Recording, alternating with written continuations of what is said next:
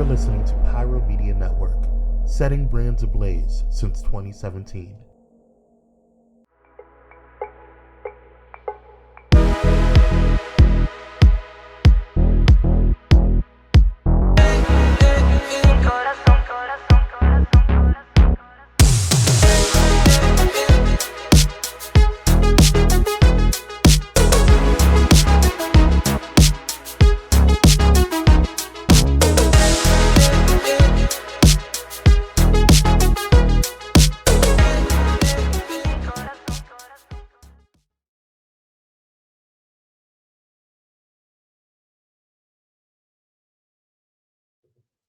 What is going on, Mavericks? We are back with another episode of the Unusual Mavericks Podcast. Thank you guys so much for tuning in. If you're used to us on the Unusual Mavericks live on YouTube and Twitch, definitely thank you for coming through on our podcast version. I'm your host, Kwame, joined by the handsome, the bearded one, the melanin proficient, Just Dominic. What is going on, Dominic? How are you?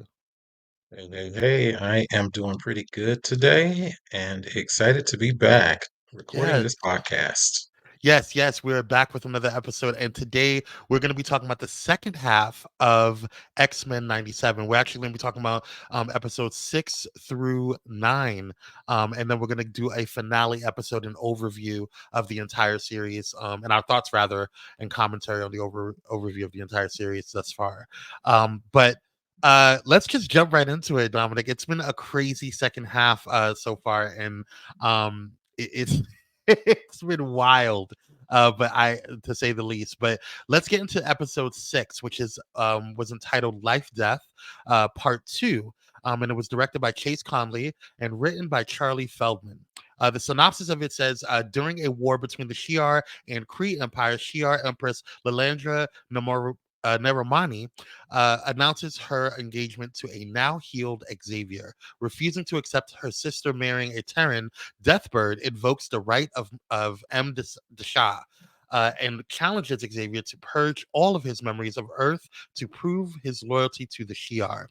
Xavier's refusal to renounce his memories of the X-Men results in a battle between the Shi'ar Imperial Guard and Deathbird supporters until Xavier pulls everyone into the astral plane to educate them on coexistence. When this lesson is interrupted by a psychic vision of Gambit's death, Xavier decides to return to Earth. At the ranch, Forge uses his mother's spell book to expel the demon from Storm, which helps him search for a rare cactus that can cure the poison. Um, I'm sorry, and then Storm helps him to search for a rare cactus that can cure the poison. But Storm finds the cactus in a cave, but is cornered by the adversary. Once again, overcoming her fears, Storm regains her powers and defeats the adversary. Storm heals Forge, and then they learn about the attack on Genosha. Elsewhere, Trask is confronted by Mr. Sinister, who warns that Genosha was just the beginning. So this was a very, very overwhelming aftermath of the episode 5, which we ended in our last podcast, Dominic. I know episode 5 was like the red wedding of Game of Thrones. It was something that a lot of Yeah. people were not expecting. I know you and I talked offline, and we were not expecting that at all. It's a cartoon, so we were just like, oh, they're not going to go that far. And then even Disney, it being a part of Disney, we didn't think it was going to go there.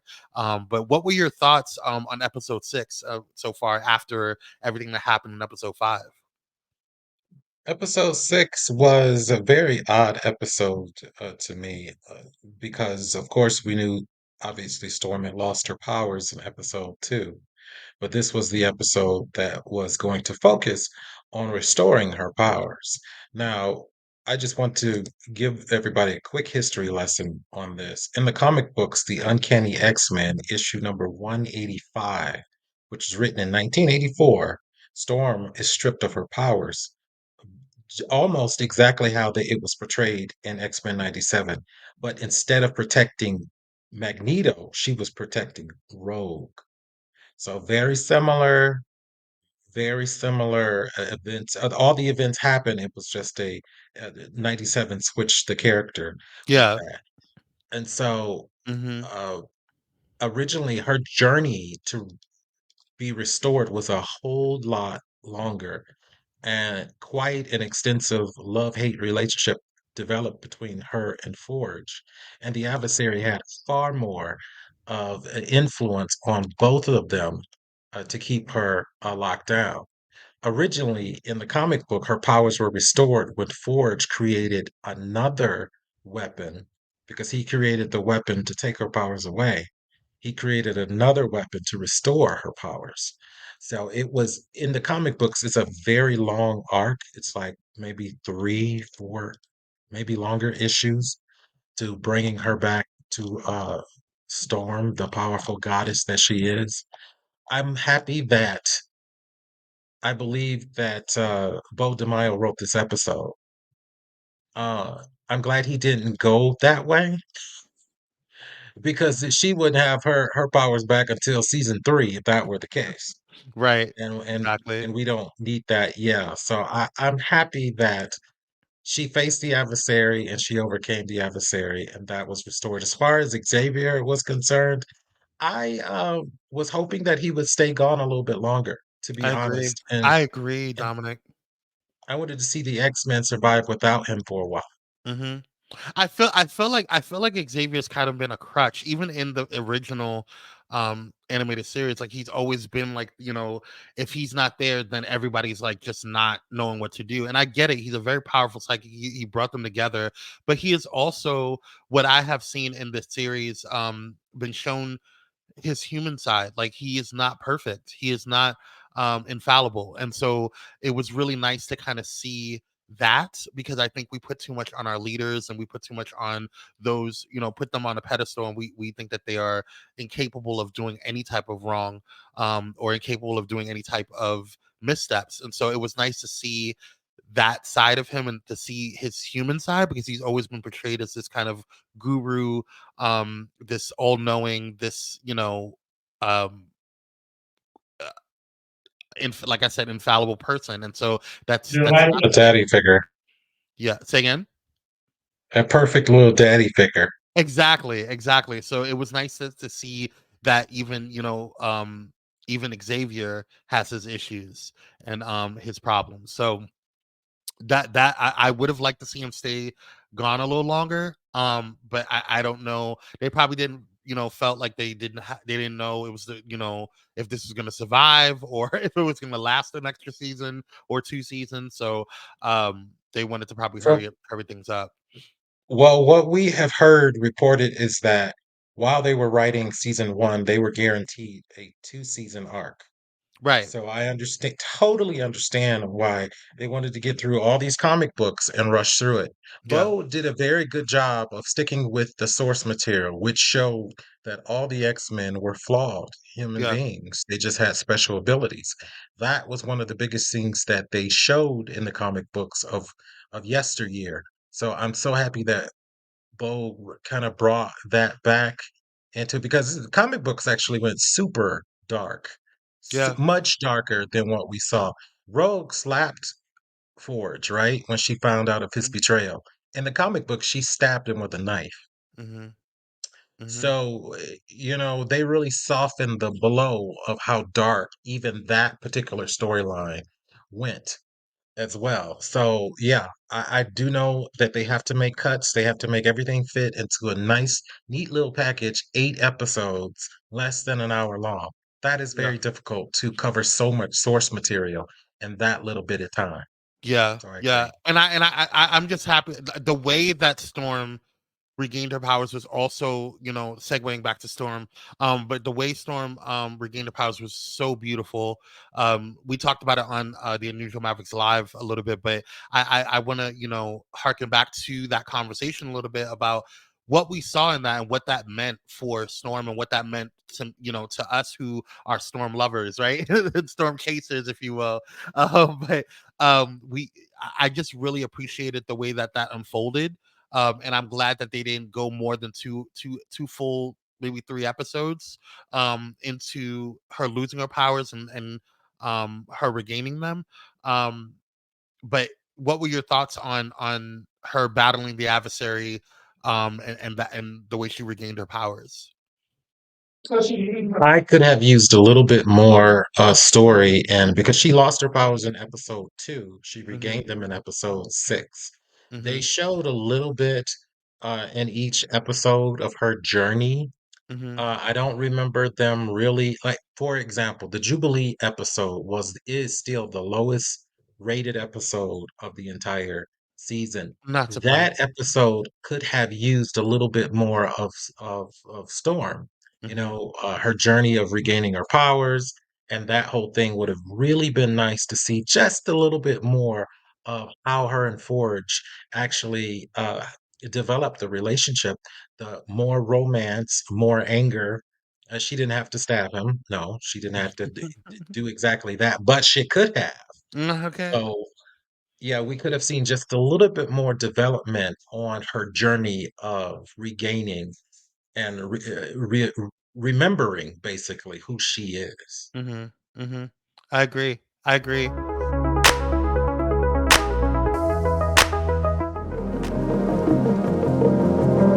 Hey pilots, did you know that you can now catch the electrifying sounds of Bullet and Flight Radio anywhere you go? Yes, you heard it right. Tune in to the high flying beats and soaring melodies by downloading the TuneIn app on your mobile device. Just search for Bullet and Flight Radio and hit play. It's that easy. And if you have a smart device like Alexa or Google, just say, "Hey Google," or "Alexa, play Bullet and Flight Radio on TuneIn." Experience the rush of adrenaline wherever you are. Listen to Bullet and Flight Radio on TuneIn using your Alexa or Google devices. Soaring through the skies has never sounded this good. Don't miss out on the ultimate musical journey. Tune in now to Bullet and Flight Radio on TuneIn and let the music take you on an unforgettable ride. Get ready to elevate your listening experience. Brought to you by Bullet and Flight Radio.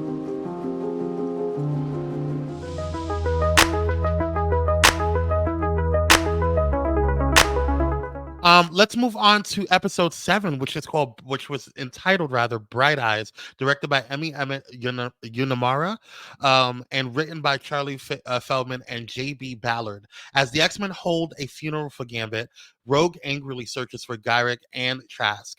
After gaining information from General Thunderbolt Ross and Captain America, Rogue finds Gyrick in Mexico and absorbs his memories. Gyrick is murdered later that night.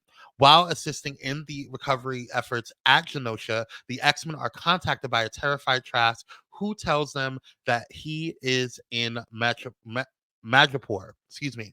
They get a Rogue on the way. Roberto and Jubilee visit Roberto's mother and tell her that he is a mutant.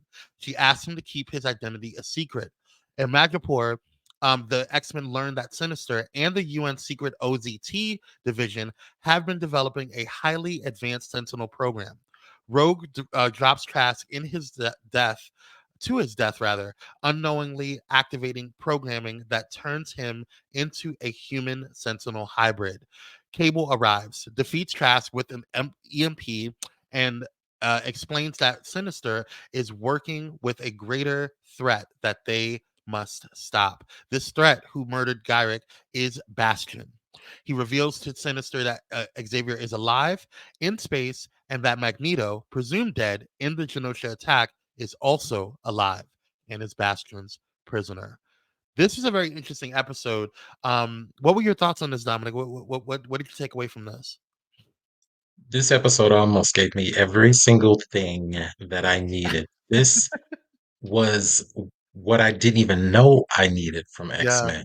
yeah, First, of course, episode 5 was a game changer. To me, yes. Bright Eyes was a game changer as well. Hmm. The funeral for Gambit was absolutely exquisite. It was Hmm. beautifully handled and done. It was super heartfelt. Yeah. I was really treated to seeing Thunderbolt Thunderbolt Ross, General Thunderbolt Ross. It Hmm. was a really big deal to see that cameo, and Captain America for his quick little cameo as well. And it took me back to the 90s and late 80s when the Marvel comics were just, they were killing it. This was their time to really shine. And I felt like this episode was was that on steroids. I've never seen Rogue so angry to kill someone, and she absolutely would have killed someone if, of course, he wasn't already a human sentinel, as you said. And it was Hmm. nice to see Cable again, and how Sinister and Sebastian, how the whole plot was revealed within this episode. It was an eye-opening episode, and Yeah, possibly to me one of the absolute best episodes of this entire season. absolutely, absolutely. Um, oof. We'll get to that in our final episode. I would love to kind of talk about your favorites throughout the entire season because there was a couple of standout episodes for me. But this one was definitely a very interesting episode. It really shifted and made X-Men 97 a little darker. And I think for me, one of the things that I appreciate about DC animation is that they don't have a problem going there, right? And for me, uh that's one of the reasons why I was so drawn to the Batman series, the animated series. It's because that even though it was made for kids, it had a dark edge to it. There was a lot of Absolutely. emotion in a lot of their episodes, including some of the movies that came out, like Batman: Mask of the Phantasm, which is to this day still one of my favorite It's a Batman. classic. It's a classic. It's one of my favorites. Yeah. And I really appreciated how Bright Eyes, this episode 7, really took to a darker, intricate uh, expansion of the X-Men um, universe. And so for me, one of the things that stood out for me was not just the funeral for Gambit, which was just outstandingly written, um, but Rogue's journey stood out to me. Rogue's anger was very, we always harken this back, the overall X-Men series, back to the civil rights movement. And we always kind of lean how X-Men, or excuse me, Xavier is reminiscent of Martin Luther King, and Magneto is reminiscent of Malcolm X, right? And but Rogue's journey always in this particular episode reminded me of the angry black person, right? That really is like in a constant state of rage, and it's like, look, I've had enough. I've lost so much, and they don't care. No one cares, right? And so this was just a really interesting, the way she was handling everything. It was like she was always trying to be the good X-Men person, the good student of Xavier, and do what she is being asked to do and follow the rules. And she has had so much obstacles and pressure on her side. She's always had to deal with not being able to physically touch anyone, right? Because of her powers and hurting other people. And she finally found someone, Gambit, who she can actually physically touch. At least in the comics, she was able to physically touch him. And also with Magneto, she was able to physically touch him. And so at this point, with Genosha happening, she lost both of the people that she loved, that she had, like, that two people who hated her, who didn't even know who she was, and the same people that were she was defending, and trying to protect, among it's kind of like being a soldier. You're a prior service military as well, Dominic, and so when we go and defend a country that has oppressed our people and oppressed us, it's kind of a juxtaposition when you're dealing with that, right? When you want to defend the country, you want to do what's right, but you know that you're defending a country that is also keeping you oppressed. So it's kind of like the similar to, at least what I took from it, from Rogue's journey, having that anger of like, look, I gave you everything that I could. I gave you my the two people that you took two people away from me. I gave you my dedication, I gave you my protection, even though you hate me, and you still took everything Absolutely. away from me. And so what Yeah, are your thoughts on that? I absolutely agree. And I have to say, I was impressed to see her power level. We Yeah. don't get a chance to see her unleash Hmm. her full potential all at once. And, she was justified in her anger. And so I love the way she expressed her anger in Hmm. her absolute total rage. So Yeah. yeah, it was beautiful. Two more things that I really that I took away from this episode is the conversation, or the interaction between Roberto and his mother. Um, so often we see situations where whether it be the LGBTQI plus community or just even anybody that feels oppressed or feels like they have to hide their truth or what have you. It was interesting to see how even though she said, "Look, I accept what whatever you are," or not, maybe not even accept it, but that's fine. You want to be whatever it is that you are, but don't tell nobody. Like that kind of like I was like, huh. Like I hearkened to that. Yeah, I took heed to that. And even Jubilee, you always have that one friend that says, "No, be all that you can be you," right? And Jubilee, it's like, why does he have to hide who he is? And even though Jubilee is my least favorite character in the entire X-Men universe, I respected her for that. I respected her for for wanting to make sure that Roberto lived his free, authentic self. So yeah. I took heed to that. Another thing that I found interesting was Bastion. I found Bastion really interesting because at the end of the day, Bastion, is he really a villain? Because he was created like he was born into I guess for me, Bastion reminded me of the Antichrist. And I'm gonna tell you why. because because I didn't feel that he was like he was created to cause this kind of anarchy, this havoc, this oppression, and this I guess extinction of the mutant population, right?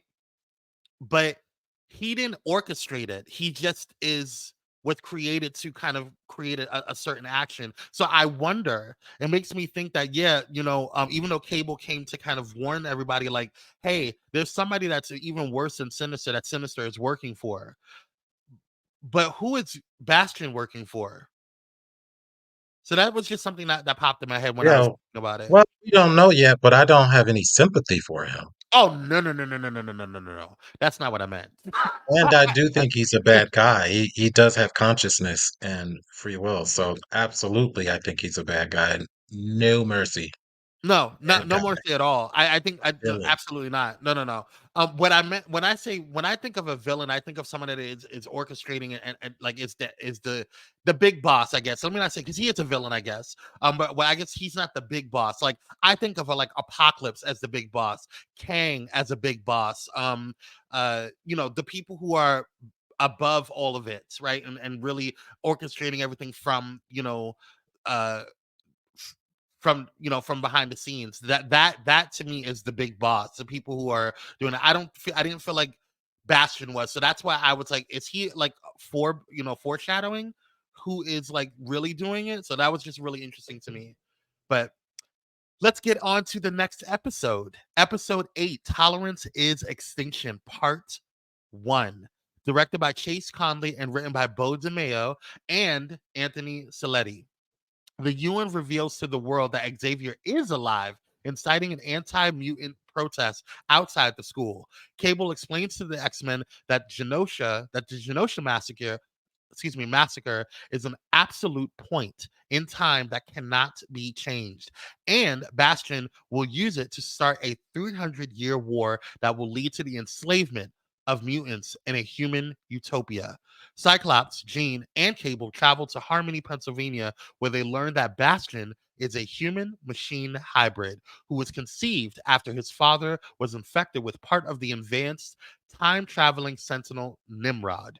Members of Operation Zero Tolerance, OZT, expressed concern over the massacre and asked Dr. Cooper to monitor Bastion, who explains to her how he is turning humans into prime sentinels like Trask using Sinister's techno-organic virus. Prime sentinels activate around the world, attack mutants, and burn down Xavier's school. A horrified Cooper releases Magneto, who creates a worldwide blackout that kills thousands of people and shuts down all of the Prime Sentinels. Wolverine fears that Magneto has declared war as Xavier returns and summons the X-Men. What are your thoughts? It was a great setup to the finale for sure. I think all the pieces were in place except Storm. I was like, girl, what are you and Forge doing, girl? Now we didn't have episode 6 a few episodes ago. You should have been able to fly around the world to get back to that mansion in time, but she wasn't there. Oh, she So was flying, that was honey. she was Mhm. doing something. She was doing something. So I felt the episode was nearly a perfect and flawless episode with all the things that were going on in the episode. It was a true and perfect setup for the finale, in my opinion. I absolutely loved it because the plan was revealed. We knew that Magneto was right. This episode also showed the magnitude of how powerful Magneto is. To Yeah. throw off the entire planet's magnetic field is something that is, I mean, that's God level uh power to me. And so it was very impressive. I love the graphics.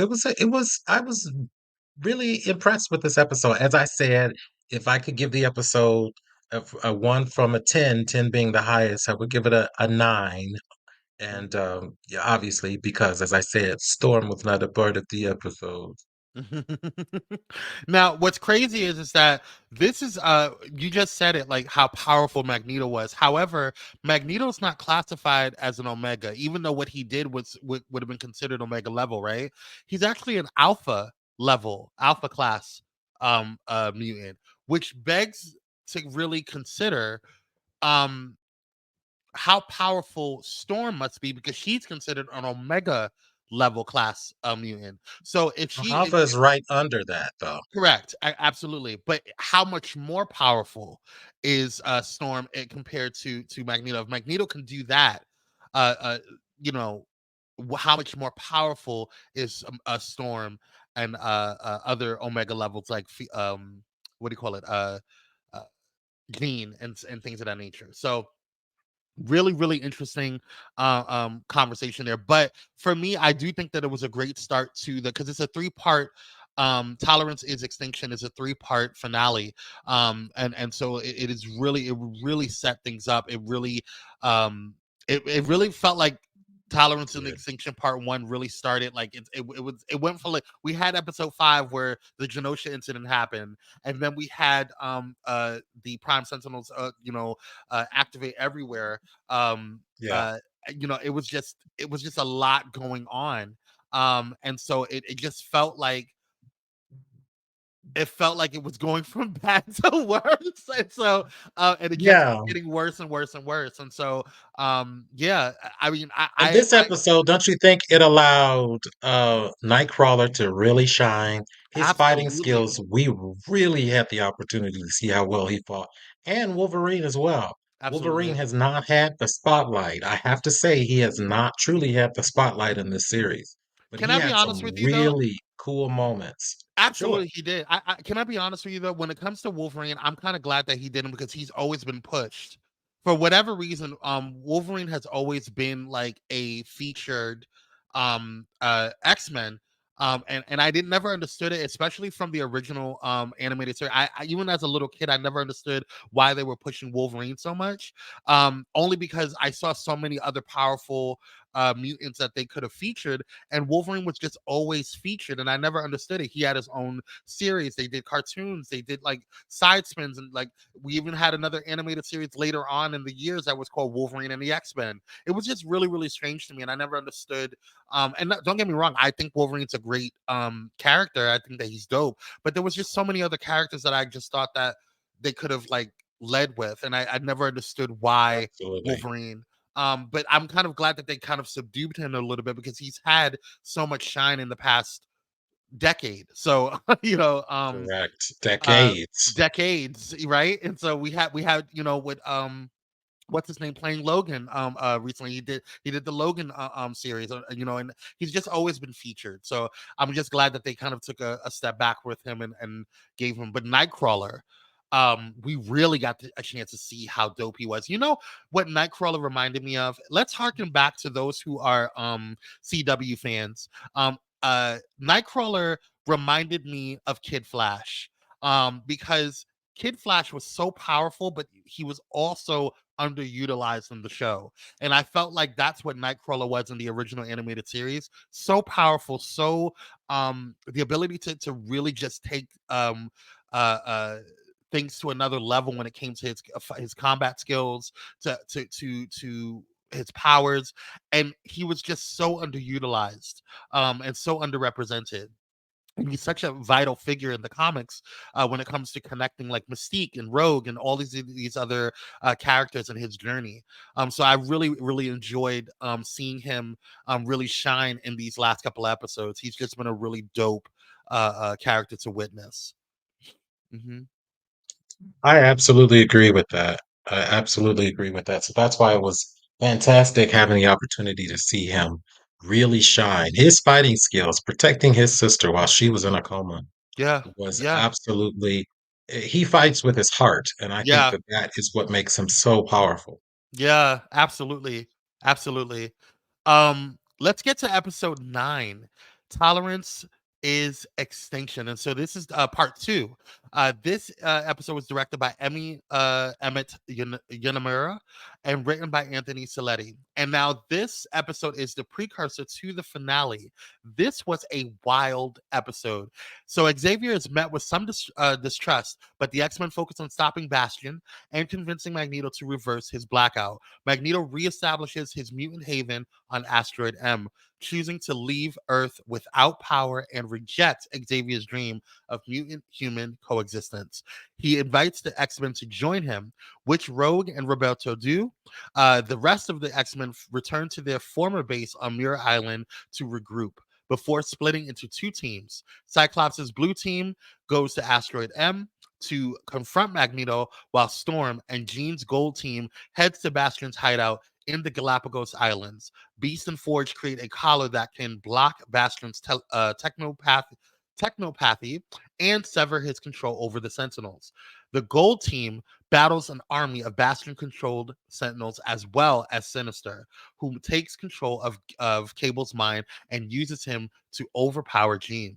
He sends a desperate psychic message to Cyclops. On Asteroid M, Xavier attempts to take control of Magneto's mind, but is blocked. Wolverine stabs and seriously injures Magneto, who begins ripping the adamantium metal from Wolverine's skeleton.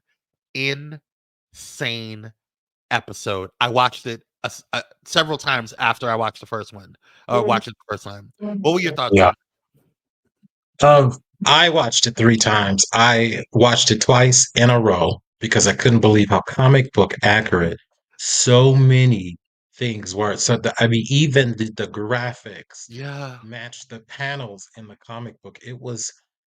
This was one of the most exquisite episodes. Okay. yeah, From the top, we had the opportunity to see that goddess float down from the heavens. Okay, looking just super grand and fine as she could be. That let me know right away that this was going to be an episode I was going to absolutely love. oh yeah, Magneto reforming Asteroid M was so amazing because we saw in the original series Asteroid M fell into the ocean. So to see him resurrected from its grave into its glory again, boy, did he establish that asteroid. It had its own a Borealis. oh Borealis, yeah, yeah, yeah, yeah, yeah. It Wasn't that was dope? absolutely so spectacular. The graphics and how all of that did was absolutely amazing. Now, this is the part that I am very suspicious of Rogue and Roberto.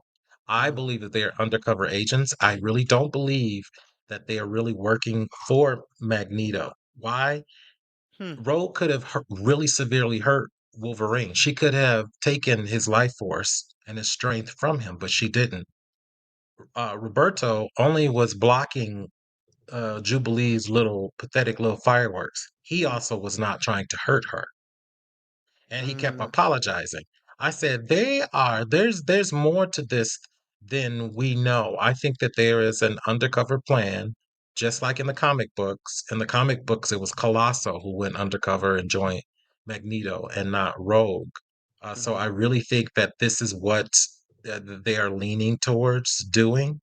The mhm. blue and gold team is so comic book accurate. Yeah, It's so comic book accurate. The gold team was the team that Storm led, and she absolutely gracefully led that. I love the way they showed her sitting in the center, the captain's chair on the Yeah. ship. It was amazing. And then Scott was also in the same chair in the blue team.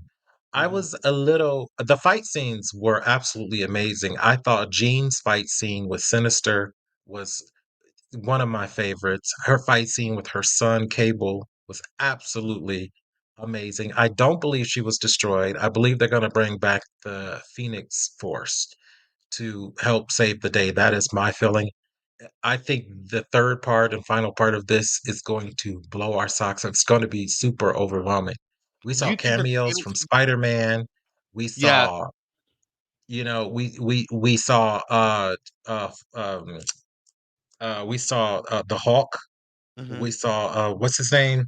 Morph turn Yep. into the Hawk, which was absolutely amazing. That was That so was cool. so much fun to see. That was so And cool. to see the power level that Storm has was her power level has definitely leveled up. She has leveled up. She could have done it all herself, but of course they power her down a little bit. Um, of course, Beast was fantastic. Morph did a fantastic job, but Wolverine and Magneto's fight was epic and straight out of the comic books. Mhm. Straight, it was epic. Yeah, I have to say I was This was very a 10. this was definitely a 10. This one and I still am going to watch it over again because it was just so dang on good. I think this is one of the best episodes of the season in my personal. I mean, this was a really strong, powerful season. I think the only one that I really had an issue with was the one with Jubilee. I just was just not feeling that episode. I'm sorry. I liked Mojo. That's Agreed. one of my I think he's hilarious. But yeah, I don't know. Um, yeah, it's crazy. But going back to this particular episode, everything you said, I completely agree with you on. I think what took me out. This felt like another episode 5. Because seeing the adamantium rip out of Wolverine was just too much. I was just like, we already lost Gambit. We're gonna lose Wolverine. It's like and so like it was just a lot. Um, I'm interested. I didn't even think about Phoenix coming into this space, and I wonder how they're going to bring the Phoenix in. Are they going to bring the Phoenix in like they did like the original series, or is it going to be like the other where the Phoenix was already in Jean and she's just or It's are they going to do the suppressed. right, Correct. or are they going to Correct. do the comic book accurate way and how they did in the original series, which was that the Phoenix Force is an entity, a separate entity that just is attached to Jean as a host. And so I don't know how that's going to manifest. If that's going to manifest, that would be super dope. And seeing Storm and Jean at their highest peaks, that would be epic. That would be really epic. So we'll see how that all goes. Because Storm has been kicking butt all on her own. She doesn't really need the team, in my personal opinion. But to see her and the Phoenix come together, that would be a really really dope situation. Um, Yeah. now, And Mac, Jean has leveled up in a way, even without the Phoenix Force. She yeah. is more powerful than I've ever seen her. Yeah, she doesn't play because in the original series she had this weakness about her, and they really downplayed her and Storm. To be quite honest, they didn't really do either one of them Yes, justice. But true. until she even when she got the Phoenix Force, like she needed time to recuperate. She needed time to chill out. But sometimes you don't get time to chill out. You have to handle your business. So it was just interesting to see that Jean was kicking butt. She's not no joke. Um Everything was just really from the animation to the storytelling, everything was just really really dope. I just really Listen, thought. the best line in this episode was when Scott said to his son, "What do you expect us to be wearing?" black leather.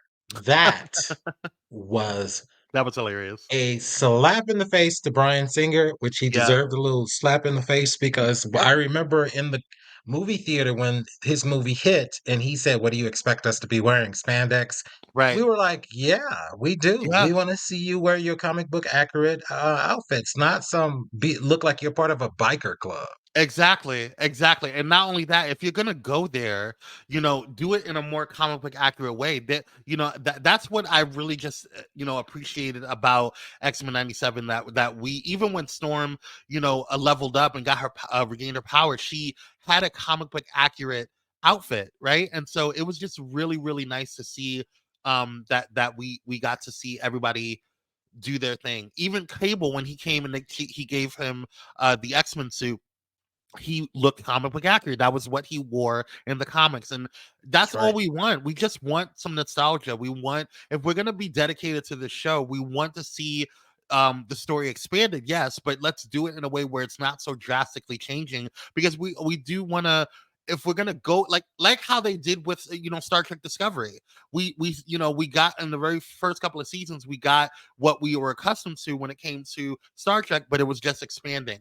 And so this is just a beautiful way of it expanding the X-Men universe, and really also bringing in a lot of the Marvel universe, like you mentioned before, seeing Morph turn into the Hulk, and seeing us cameos with Spider-Man, and all these other different cameos that we're probably going to see interconnected in some way, shape, or form. Because Spider-Man was really worked with, in the comics, worked with X-Men for a while too. So that was really, really dope to see. And they brought in a lot of different people, and a lot of different characters with those collaborations. So yeah, I'm looking forward to it. And Sinister is the personification of evil.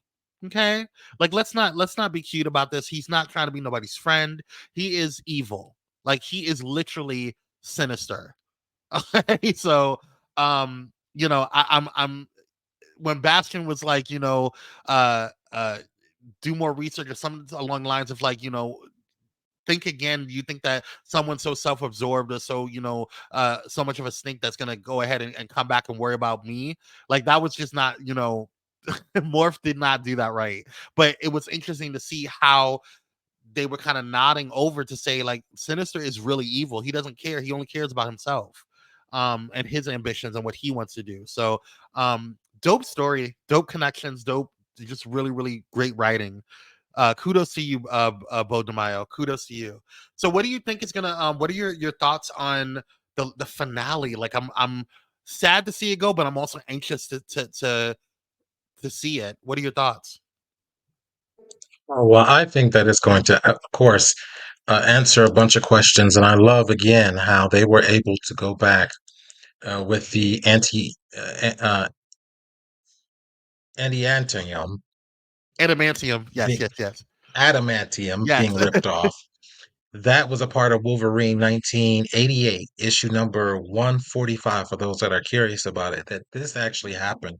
Yeah. And the graphics of how graphic it was in the comic books really was super well portrayed. I mean, it was exactly the way Yeah. Magneto ripped it out of him before. So now Logan is going to go on a journey, and I think that's going to be absolutely amazing. Plus, with seeing that brings us hints that Apocalypse is going to show up and bring forth his four horsemen of the apocalypse, making Gambit one of his horsemen. So I think we're going to see Gambit again in this. I think we're going to get a major cliffhanger. I think that's what we're going to see, is a major cliffhanger in this finale, setting up season two. That's what I believe. Yeah. This is gonna be a very, very interesting situation, and I cannot wait to watch it. I think that's gonna be it. Do you have any other thoughts, Dominic, about the second half of the season, or what have No, you? we're gonna see what Logan is going to do as a solution. I think he's going to wear a suit of armor to replace his adamantium for sure. I Mhm. think that is probably where they're gonna go if they stay comic book accurate, but we will Mhm. see what they Yeah. do. Yeah, because they made some So changes yeah. already, so it's gonna be interesting to see how they navigate it further. But yeah, This is going to be super interesting. I'm super excited to see the finale. These episodes, episode 1 and 2 of the Unusual Mavericks podcast, is going to be dropping on Tuesday, May 14th. So you'll get both of them. And then the new episode, or the latest episode, or the finale rather, of X-Men 97 will be airing on May 15th, which we will cover the following week and give you guys our thoughts on it. So I'm looking forward to that, and I'm looking forward to covering some other things with Dominic in the geek world, in the blurred world out there. So y'all stay tuned. Thank you guys so much for tuning in. We appreciate you. Thank you for listening to us, and also check out the Unusual Mavericks live every Thursday at 4 p.m. Pacific Standard Time, right there on YouTube, Twitch, or anywhere you can find Pyro Media Network. You can also listen to all of the re-airs of the Unusual Mavericks live on Bullet and Flight Radio. You can go and check them out on TuneIn, or you can go to bulletandflightradio.com and check out all of the areas you can listen to Bullet and Flight Radio. So thank you guys so much. We will see you on the next one. Until then, stay blessed, stay stress-free, and stay unusual. Stay Bye, guys. unusual. Bye, y'all. Bye.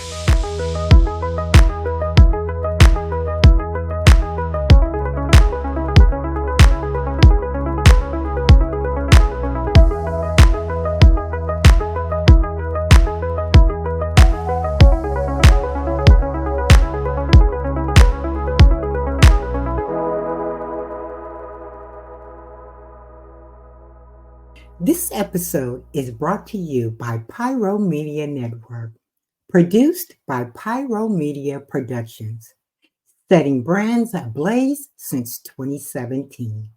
Thank you for listening.